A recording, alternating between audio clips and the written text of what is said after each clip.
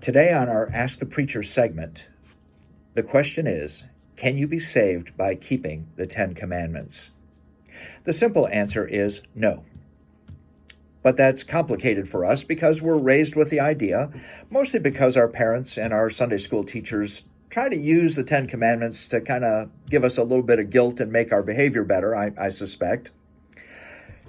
But we're taught to try to keep the 10 Commandments, and that's not a bad thing. But what Paul discovered, as he talks about in Romans chapter 7, is that the purpose for the commandments was not necessarily to make us better as much as it was to show us our sin. Paul said if it wasn't for the commandments, he would not have known that it was against God's law to covet. And he would have thought himself fairly perfect, is kind of the implication there.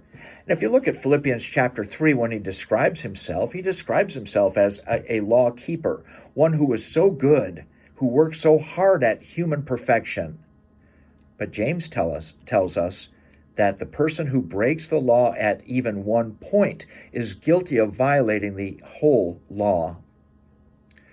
Paul tells us in Galatians chapter 2, after he says that he has been crucified with Christ, he himself no longer lives, he says that if we're not saved by the blood of Christ, that there was no reason for Jesus to come and die on the cross for us.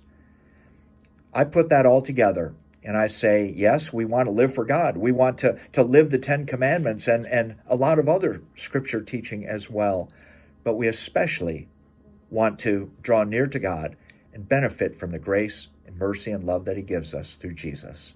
Thank you for asking the preacher.